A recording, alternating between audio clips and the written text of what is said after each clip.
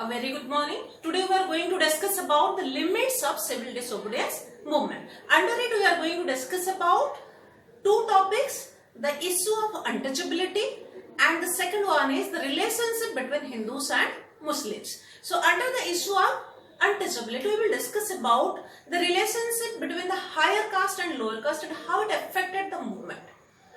The participation of lower caste has been low in the movement because INC means Congress was visibly closer to the Sanatanis. Now who were the Sanatanis? The higher caste Brahmins or the higher caste people were known as Sanatanis, and as the Sanatanis participated, so Dalits stayed aloof or they remained away. But Gandhiji thought that as long as the problem of untouchability could not be solved, the country would not get independence. So he took a number of steps to deal with the issue of untouchability. So what he did, he conducted satyagraha for entry of the lower caste who were known as Dalits, untouchables, and these terms were being given by the higher caste. So he just started satyagraha for their entry into temples, for their entry into the public places. So public wells, they were not allowed to even take water from the public wells. So that was how Gandhiji started a movement.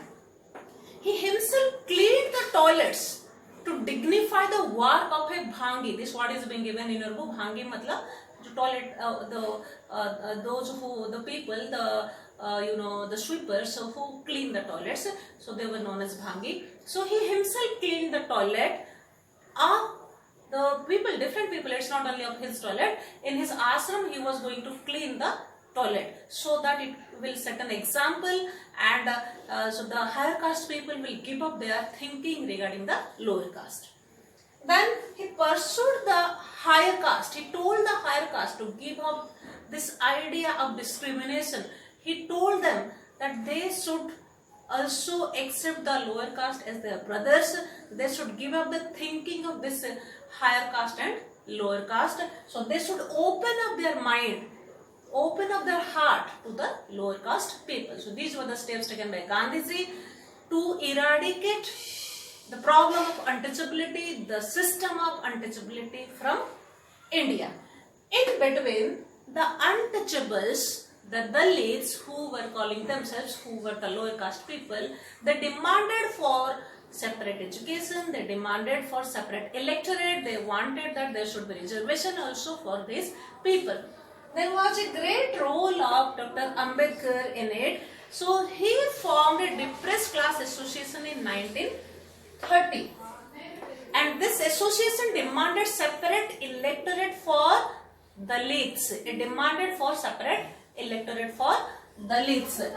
And this was not accepted by Gandhiji because he thought if within India different groups will ask for separate electorate, Muslims were asking for separate electorate, lower caste would ask for separate electorate, then the national movement would not get momentum and the British would get a scope to divide people. So he was not in favor of it. That's why he went on fast and he declared that he was going to be on fast till death if this demand was not taken back by Dr. Ambedkar. Finally, it was in 1932, in September 1932, an agreement was signed in Pune, and between whom? Pune Pact means an agreement that was signed between Gandhiji and Ambedkar, by which so Ambedkar agreed to give up the idea of separate electorate, and Gandhiji agreed that when the new constitution would be there, they would be given, the lower caste would be given reserved seats. That's why we are having from the initiation day of the constitution,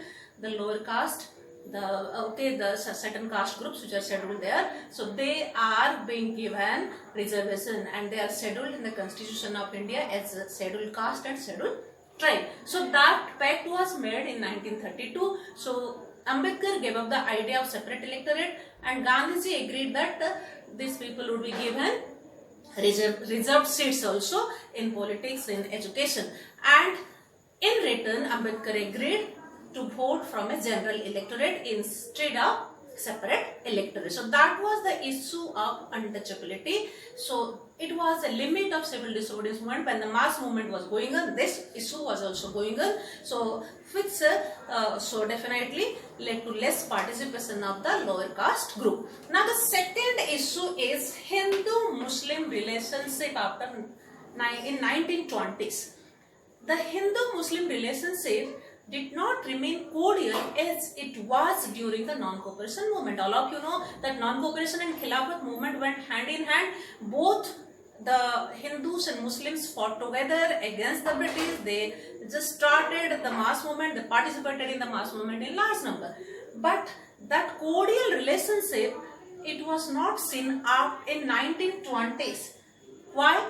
Because INC came closer to Hindu nationalist organizations like Hindu Mahasabha. So Congress came closer to Hindu Mahasabha. So definitely Muslims stayed aloof. They went away from Congress and relations between Hindus and Muslims worsened. And all of you know in 1906, so Muslim League, a Muslim organization was formed for protecting and fostering the interest of Muslims, and its one of the important leader was Muhammad Ali Jinnah. So he demanded for separate electorate for Muslims. He demanded there should be separate electorate for Muslims, and he had two demands. So in 1927, there was an effort to negotiate, but that effort failed. In 1928, again there was an effort to have a compromise, and it was Muhammad Ali Jinnah who was having the demand that there should be reserved seats for Muslims.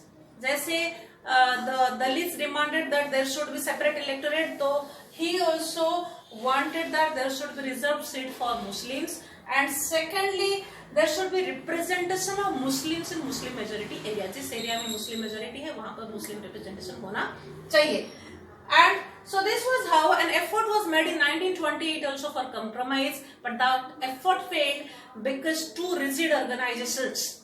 One was Muslim League, another was Hindu Mahasabha. Muslim League was the rigid organization of Muslims, and Hindu Mahasabha was definitely the rigid organization of Hindus. Both of them did not agree for compromise, and during that period, who was the chairman of Hindu Mahasabha? It was M.R. Jaikar. He was not ready that Jinnah or the Muslim League should be given that much concession. So ultimately, an effort to compromise failed. So when the civil disobedience movement started, these two problems were there also, that the participation of the Dalits was not that much as it should be, and secondly, the relationship of Hindus and Muslims are not so cordial, so that was also a major issue.